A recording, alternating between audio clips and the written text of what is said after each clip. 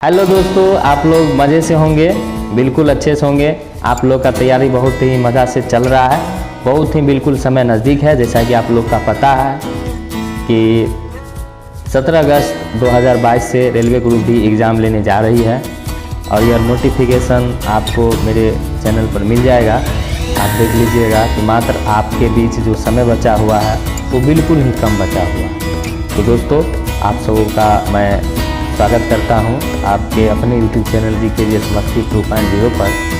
दोस्तों, मैंने सोचा है कि एक PDF जो है प्रतिदिन या एक दिन बाद करके मैं हर एक विषय का आपको बताऊंगा, लाइन बाय लाइन बताऊंगा, ऑब्जेक्टिव आंसर भी बताऊंगा आप लोगों को। तो दोस्तों, मेरे वीडियो को शेयर कीजिए, लाइक कीजिए और बिना समय गवाए चलिए हम चलते हैं पढ़ाई की ओर। और पढ़ाई की ओर चलते हैं, उसमें हम PDF के द्वारा आ चुका है, PDF आ चुका है। हम स्टार्ट करते हैं आप लोगों को चलिए आप लोग के बीच। यहाँ पे PDF आ गया है और यहाँ पे दोस्तों देखिए धर्म ग्रंथ आ गया है। अब देखिए धर्म ग्रंथ से आपको पढ़ना है, इसमें धर्म ग्रंथ है। तो धर्म ग्रंथ में आपका दिया गया है धर्म ग्रंथ, जैन ग्रंथ भारत का सबसे प्राचीन वेद धर्म ग्रंथ है। ठीक है दोस्तों, धर्म ग्रंथ को माना जाता है। धर्म ग्रंथ भारत का सबसे प्राचीन वेद धर्म ग्रंथ है दोस्तों। चलिए, याद हो गया होगा। चलिए, इसके संकलनकर्ता दोस्तों, इसके संकलनकर्ता हैं, बहुत ही मजे रूप में पढ़ना है। इसके संकलनकर्ता महर्षि कृष्ण वेदव्यास है, महर्षि कृष्ण वेदव्यास है। चलिए, ये आपको याद रखना है। क्वेश्चन आपसे पूछा जाएगा कि जो ये वेद के जो धर्म ग्रंथ जो है वो भारत का क्या है, प्राचीन वेद है, धर्म ग्रंथ है। इसके संकलनकर्ता कौन है, तो महर्षि कृष्ण द्वैपायन वेदव्यास। तो चलिए अगले क्वेश्चन की ओर बढ़ते हैं। और यहाँ पे आ चुका है वेद वसुदेव कुटुंबकम का उपदेश देता है। चलिए, ये हो गया आपका। अगले क्वेश्चन को बढ़ते हैं। अब यहाँ पे दोस्तों आ गया वेद की संख्या। तो जैसा कि दोस्तों आप लोग को पता होगा कि ये क्वेश्चन बहुत ही पुराना है, सभी लोग पढ़ते हैं, लेकिन फिर भी मैंने आपको एक एक रूप में एक एक क्वेश्चन को मैं बताने जा रहा हूँ। वेदों की संख्या 4 होता है, बिल्कुल सही है। ऋग्वेद होता है, को पता होगा, ऋग्वेद होता है, सामवेद होता है, यजुर्वेद दिया गया है दूसरा में, तीसरा में सामवेद और चौथा में अथर्ववेद। तो वेदों की संख्या कितनी है, 4। तो बिल्कुल आपको याद रखना है दोस्तों, मजे रूप में याद रखना है आपको। चलिए, ऋग्वेद का जो है प्राचीन वेद कहलाता है। ऋग्वेद को क्या कहा जाता है, प्राचीन वेद कहा जाता है। तो याद रखना है दोस्तों। चलिए आगे बढ़ते हैं, अगले क्वेश्चन की ओर बढ़ते हैं। अगला क्वेश्चन यहाँ पे है, सबसे प्राचीन वेद ऋग्वेद को कहा जाता है, बिल्कुल सही। उसके बाद चलिए दोस्तों आप लोग के सामने है गद एवं पद वाला वेद जो है यजुर्वेद को कहा जाता है, बिल्कुल सही है। चलिए आराम आराम से पढ़िए, टेंशन नहीं लेना है। अब है संगीत का जनक सामवेद को कहा जाता है। क्वेश्चन आता है संगीत का जनक किस वेद को कहा जाएगा, तो सामवेद को कहा जाएगा। चलिए दोस्तों अब आगे बढ़ते हैं, अगले क्वेश्चन की ओर बढ़ते हैं। और यहाँ पे अगला क्वेश्चन है आप लोग के बीच, जादू टोना वाला वेद कौन है, तो जादू टोना वाला वेद है अथर्ववेद। कौन वेद है, अथर्ववेद। चलिए आगे बढ़ते हैं। चारों वेदों को संहिता कहा जाता है। क्या कहा जाता है दोस्तों, चारों वेदों को क्या कहा जाता है, संहिता कहा जाता है। ठीक है दोस्तों, एकदम अच्छा से पढ़िए, कोई दिक्कत नहीं है। और अगर ये सब चाहिए तो मेरे टेलीग्राम चैनल GKGS मस्ती 2.0 को ज्वाइन कीजिए, आपको हर एक चीज़ का वहाँ पे PDF मिल जाएगा। तो चलिए आगे बढ़ते हैं। अब ऋग्वेद के बारे में जानते हैं। ऋग्वेद ऋचाओं के क्रमबद्ध ज्ञान के संग्रह को ऋग्वेद कहा जाता है। ऋचाओं के क्रमबद्ध ज्ञान के संग्रह क्या कहा जाता है दोस्तों, ऋग्वेद कहा जाता है। तो चलिए ये दोस्तों ये आपका PDF हो गया है, आप लोग अच्छे से देख लिए होंगे। तो चलिए अब आगे बढ़ते हैं, अगले PDF की ओर बढ़ते हैं।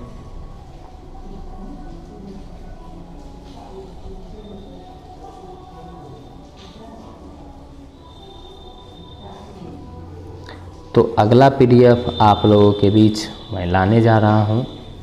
चलिए दोस्तों, अगला पीडीएफ यहाँ पे आ गया है। देखिए दोस्तों, ये आपका प्राचीन भारत आ गया है। प्राचीन भारत से शुरुआत वो भी आ गया था, लेकिन थोड़ा जो है वो बाद में दिखाना था। ये शुरू में था, वो बाद में था। चलिए आ गया, फिर कोई बात नहीं। इसमें भी वही चीज़ है कि सबसे लोग देख लीजिएगा, उत्तर भारत से दक्षिण कन्याकुमारी तक फैला क्षेत्र भारतवर्ष के नाम से जाना जाता है। ठीक है, यहाँ पे भारत नहीं, यहाँ पे भारत होगा, यहाँ पे भारत होगा। भारत एक प्राचीन कबीले का नाम था, जिसके नाम पर क्या पड़ा था, भारत नाम पड़ा था। चलिए दोस्तों आगे बढ़ते हैं और अगले क्वेश्चन यहाँ पे दिया गया है लाइन बाय लाइन।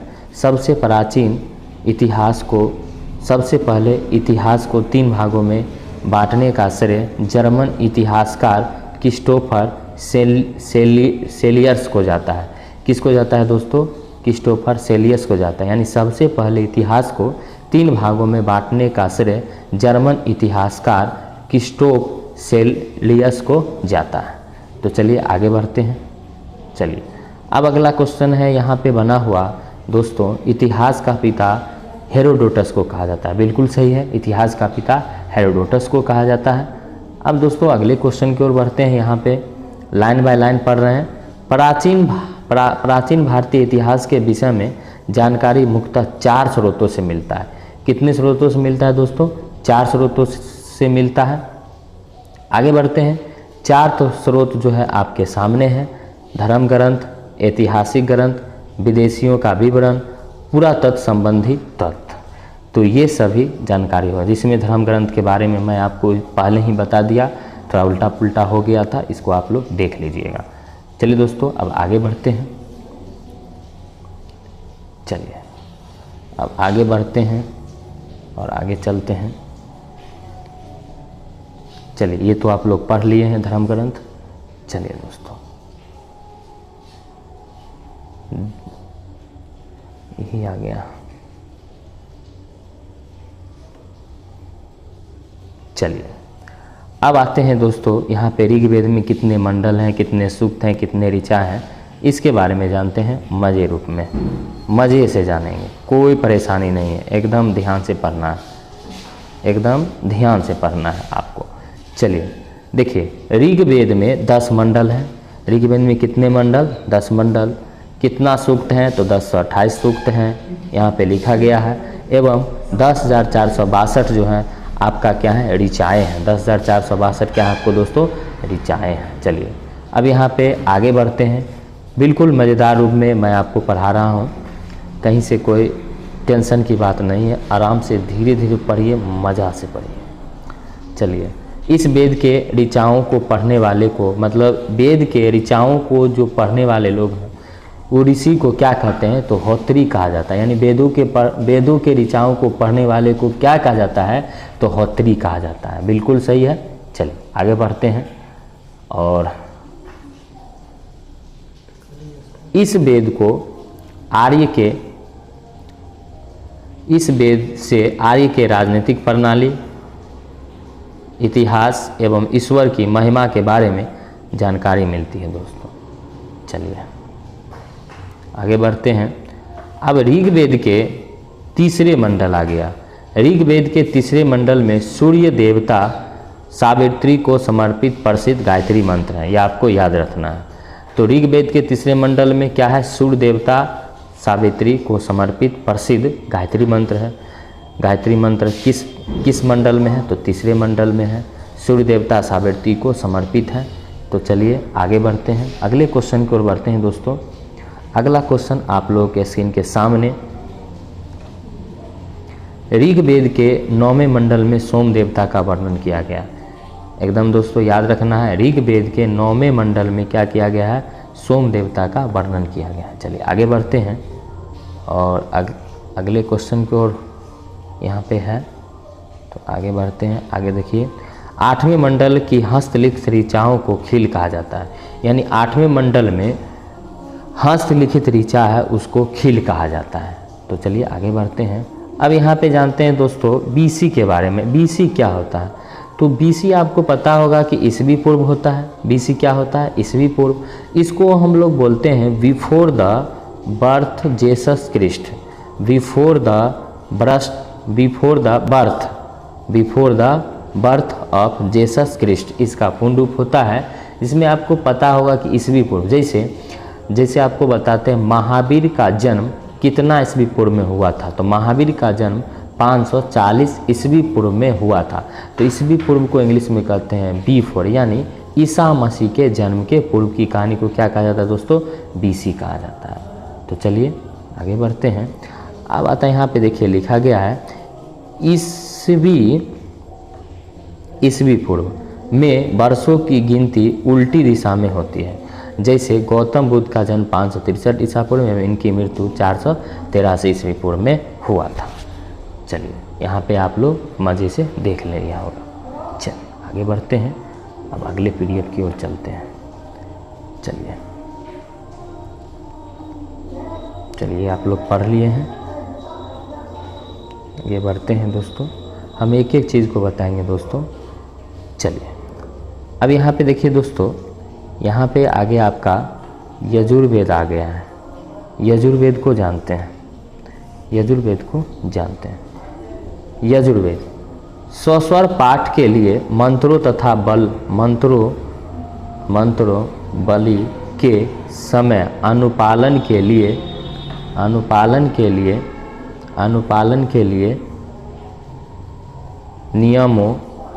नियमों का संकलन यजुर्वेद कहलाता है। क्या कहलाता है दोस्तों? यजुर्वेद कहलाता है। चलिए आगे बढ़ते हैं।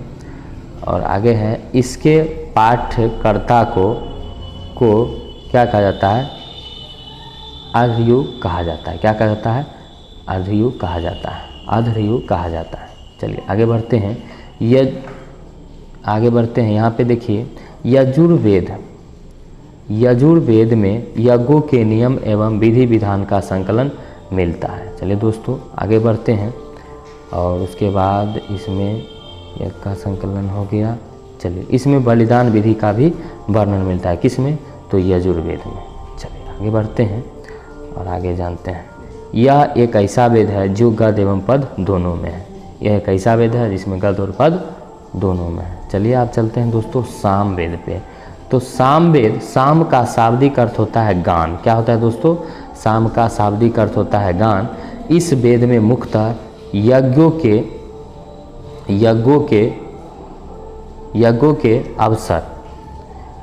के अवसर पर गाए जाने वाला ऋचा मंत्रों का संकलन है। इसके पाठकर्ता को क्या कहा जाता है? तो उदात्री कहा जाता है। क्या कहा जाता है? उदात्री कहा जाता है। तो चलिए दोस्तों यहाँ तक आपको समझ में आ गया होगा।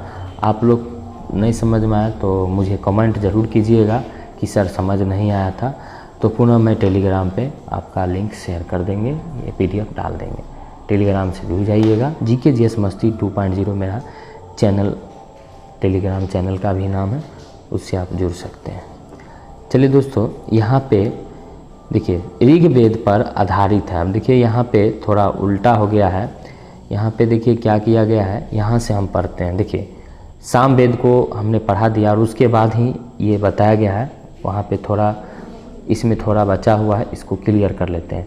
देखिए इसका संकलन ऋग्वेद पर आधारित है, यानी सामवेद के बारे में बताया जा रहा है। इसमें 1810 सूक्त है सामवेद में, जो प्रायः ऋग्वेद के लिए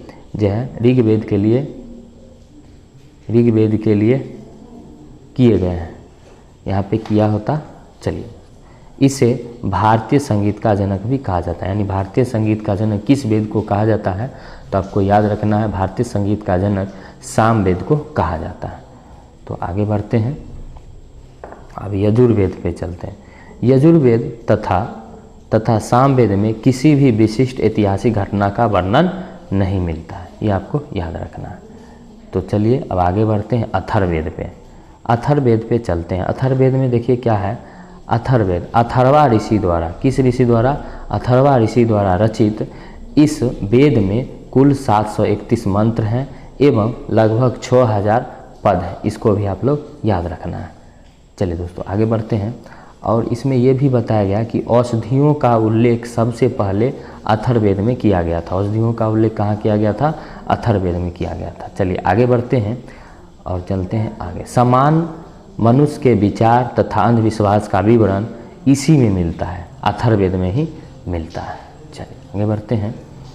और जीवन के सभी पक्ष, गृह निर्माण, कृषि, ये सभी इसी में मिलता है। तो चलिए दोस्तों, यहाँ तक हो गया। अब अगले पीडीएफ की ओर चलते हैं बेहतरीन रूप से। चलिए ये देखिए आपका कौन आ गया। चलिए यहाँ पे, हाँ वही है, देखिए वहाँ पे कृषि, उसके बाद आपका उन्नति, कृषि हो गया आपका, और यहाँ पे क्या हो गया आपका? उन्नति हो गया। कृषि हो गया, उन्नति हो गया, व्यापारिक मार्ग का खोज, रोग निवारण, समन्वय, विवाह तथा राजभक्ति, श्राप, राजा का चुनाव इत्यादि का विवरण इसी में दिया गया है। चलिए दोस्तों आगे बढ़ते हैं। और अथर्ववेद में इसे जादू टोना का वेद भी कहा जाता है। अथर्ववेद को जादू टोना का भी वेद कहा जाता है। तो चलिए आगे बढ़ते हैं। और सबसे प्राचीन वेद ऋग्वेद एवं सबसे बाद वाला वेद जो होता है को पता होगा। सबसे प्राचीन वेद ऋग्वेद एवं सबसे बाद वाला वेद जो होता है वो अथर्ववेद होता है। संगीत का जनक सामवेद होता है, ये आपको याद रखना है। और ऋग्वेद का उपवेद जो होता है वो क्या होता है दोस्तों? ऋग्वेद का उपवेद आयुर्वेद होता है, अथर्ववेद का होता है गंधर्व वेद। तो ये याद रखना है। चलिए दोस्तों आगे बढ़ते हैं। अब अगला यहाँ पे है आपका, देखिए यहाँ पे स्क्रीनशॉट भी हो जा रहा है, तो थोड़ा इस पर आप लोग ध्यान दीजिएगा। चलिए वेदांग एवं सूत्र, इसके बारे में जानना है। वेदांग एवं सूत्र के बारे में जानना है। दोस्तों वीडियो कैसा लगता है आप लोग कमेंट में ज़रूर कीजिएगा, जिससे हमको सही और गलत का फासला आएगा कि हम आपका जो ये पीडीएफ के माध्यम से बताया जा रहा है वो सही है, अच्छा लगता है, या सर कुछ कमी कर रहे हैं आप, तो उसको कमेंट ज़रूर कीजिए। आप लोग कमेंट नहीं करते हैं, कमेंट कीजिए। आप लोग के लिए मैं मेहनत करता हूँ, आप लोग कमेंट ज़रूर कीजिए और लाइक ज़रूर कीजिएगा दोस्तों, लाइक ज़रूर कीजिएगा, शेयर ज़रूर कीजिएगा, दोस्तों के भी शेयर ज़रूर कीजिए। मैं शुरू से मैं आप लोग को इसी के थ्रू पढ़ाने वाला हूँ, मतलब ऐसा ही मैं पढ़ाने वाला हूँ पीडीएफ के माध्यम से। चलिए दोस्तों पीडीएफ भी पढ़ाऊँगा और मैं आपको जिस तरह पहले पढ़ाता था वैसे उसी तरह मैं पढ़ाऊँगा, यानी दोनों तरह से मैं आपको पढ़ाऊँगा। इस तरह से भी पढ़ाऊँगा और मेरा पूरा फेस जो आएगा बोर्ड पे जो पढ़ाता था वो भी पढ़ाऊँगा, दोनों चीज़ में पढ़ाऊँगा। मेहनत मैं आप लोगों के लिए अच्छे से कर रहा हूँ दोस्तों, आप लोग मुझे सपोर्ट करें, बिल्कुल सपोर्ट करें दोस्तों, उसमें कमी नहीं करें, उसमें कमी नहीं करें। चलिए दोस्तों अब यहाँ पे चलते हैं। यहाँ पे देखिए स्क्रीनशॉट हो जा रहा है, उस पर ध्यान नहीं देना है आप लोग को।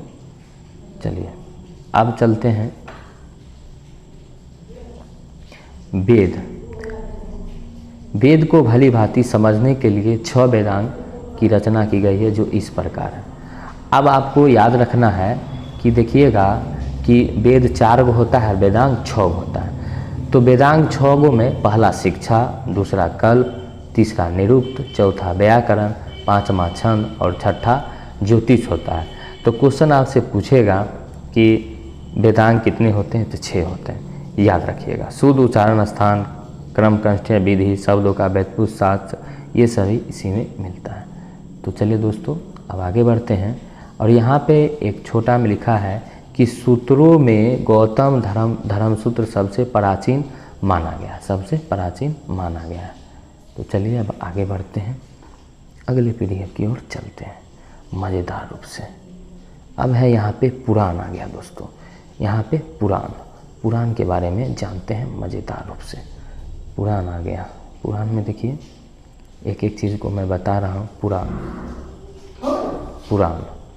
यहाँ पे पुराण है, यहाँ पे स्क्रीनशॉट होता है, इस पर आपको जाना है थोड़ा। देखिए पुराण भारतीय ऐतिहासिक कथाओं का सबसे अच्छा क्रमबद्ध विवरण पुराणों में मिलता है। इसके रचयिता लोमहर्ष एवं इनके पुत्र अग्रसर्वा को जाना जाता है।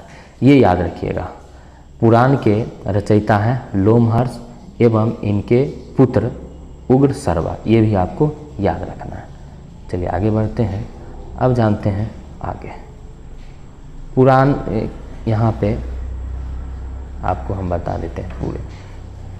इनकी संख्या कितनी है? तो इनकी संख्या 18 है, जिनमें से केवल 5 मत्स्य, वायु, विष्णु, ब्राह्मण एवं भागवत में ही राजाओं की वंशावली पाई जाती है। चलिए आगे बढ़ते हैं। और यहाँ पे देखिए, ये भी क्वेश्चन आप लोगों के लिए इम्पोर्टेंट है।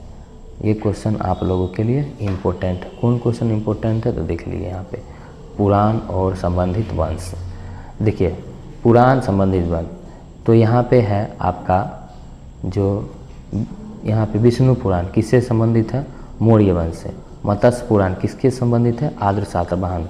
वायु पुराण किससे संबंधित है? गुप्त वंश से। तो आपको याद रखना है। अब आगे देखिए आप क्या लिखा है, पुराणों में सबसे प्राचीन एवं प्रमाणिक पुराण मत्स्य पुराण है। याद रखिएगा, सबसे प्राचीन पुराण दोस्तों क्या है? मत्स्य पुराण है। ये याद रखिएगा। कौन पुराण है? मत्स्य पुराण। तो चलिए अब आगे बढ़ते हैं। चलिए मैं आप लोग को मेहनत कर रहा हूँ दोस्तों, आप लोग के लिए। आप लोग मुझे सपोर्ट ज़रूर करें। मैं एक एक चीज़ को बताऊँगा, पुराण आप लोग पढ़ लिए हैं। चलिए आगे बढ़ते हैं। पुराण फिर आ गया भाई, कैसे हो जाता है। चलिए अब यहाँ पे दोस्तों यूनानी लेखक के बारे में जानते हैं। कुछ छूटा हुआ है यहाँ पे, संस्कृत व्याकरण ना। चलिए ये जो पाणिनि है, ये संस्कृत व्याकरण के जनक कहे जाते हैं। संस्कृत व्याकरण के जनक पाणिनि को कहा जाता है। ठीक है दोस्तों, ये याद रखिएगा। अब यहाँ पे एक इम्पोर्टेंट चीज़ है, विदेशी यात्रियों से मिलने वाली प्रमुख जानकारी। इसको जान लेते हैं मजे रूप में। चलिए अब पहला है टेसियस। टेसियस जानते हैं? टेसियस देखिए यहाँ पे थोड़ा ऊपर करके लेना पड़ेगा हमको। देखिए टेसियस जो थे ये ईरान का राजवैद्य था। टेसियस कौन थे? ईरान का राजवैद्य थे। टेसियस ईरान का राजवैद्य था। भारत के संबंध में इसका विवरण आश्चर्यजनक कहानियों में से है। ठीक है दोस्तों, आपसे क्वेश्चन पूछा जाएगा टेसियस कहाँ का राजवैद्य था? तो ईरान का राजवैद्य था। मैं शुरू से बता रहा हूँ, इसलिए थोड़ा टाइम लग सकता है, तो टाइम लगे भले ही, लेकिन आपको पूरा बताएंगे। हेरोडोटस, यहाँ पे हेरोडोटस, इसे इतिहास का पितामह कहा जाता है। इसने अपनी पुस्तक हिस्टोरिका में 5वीं शताब्दी ईसा पूर्व के भारत फारस ईरान के संबंध का वर्णन किया है। तो ये आपको याद रखिएगा। चलिए अब आते हैं सिकंदर के साथ आने वाले लेखक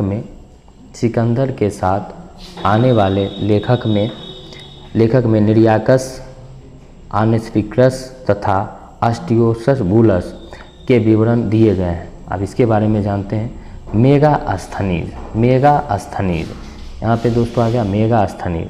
तो यह सेल्यूकस निकेटर का राजदूत था जो चंद्रगुप्त मौर्य के दरबार में आया था। दोस्तों तो ये पीडीएफ यहाँ तक आपका ख़त्म हो गया है। ठीक है, चलते हैं अब अगले पीडीएफ की ओर चलते हैं। और अगला पीडीएफ में क्या है इसको देखिए ये हो गया आपका। चलिए एकदम मज़े से देखिए, ये हो गया आपका। चलिए अब देखिए ये आ गया था आपका मेगास्थनीज ना। तो इसमें देख लीजिएगा आपका यहाँ आ गया। इसने अपनी पुस्तक इंडिका में मौर्य योगिन समाज एवं संस्कृति के विषय में बताया है। तो ये आपको याद रखना है। तो चलिए ये क्वेश्चन अगला है डायमेकस। यह सीरियन नरेश अंतियोकस का राजदूत था। डायमेकस कौन था? सीरियन नरेश अंतियोकस का राजदूत था जो बिंदुसार के दरबार में आया था। किसके दरबार में आया था दोस्तों? बिंदुसार के दरबार में आया था। इसको याद रखिएगा। ठीक है, बिंदुसार वही अशोक के पिताजी। आगे बढ़ते हैं। चलिए डायनोसियस। अब डायनोसियस के बारे में जानते हैं। डायनोसियस, यह मिस्र नरेश टॉलमी फिलेडेल्फस का राजदूत था जो अशोक के दरबार में आया था। चलिए आगे बढ़ते हैं 7वें नंबर पे टॉलमी। इसने 2री शताब्दी में भारत का भूगोल नामक पुस्तक लिखा टॉलमी। चलिए अब जानते हैं प्लिनी के बारे में।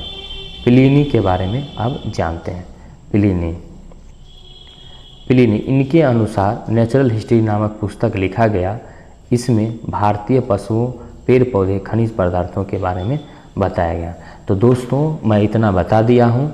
अब अगले वीडियो में फिर पुनः यहाँ के बाद मैं आगे बढ़ूँगा और एक एक चीज़ को बताऊँगा। दोस्तों मेरे वीडियो को ज़रूर शेयर कीजिए, अच्छा लगे खराब लगे ज़रूर कमेंट कीजिए। दोस्तों कमेंट से ही हम पता चल जाएगा कि हमें क्या कमी है, क्या पूरा करना है। तो तब तक के लिए दोस्तों वीडियो से बने रहिए और देखते रहिए, ज़रूर देखिएगा और दोस्तों के भी शेयर कीजिएगा। तो तब तक के लिए आप मुझे पुनः देखिए।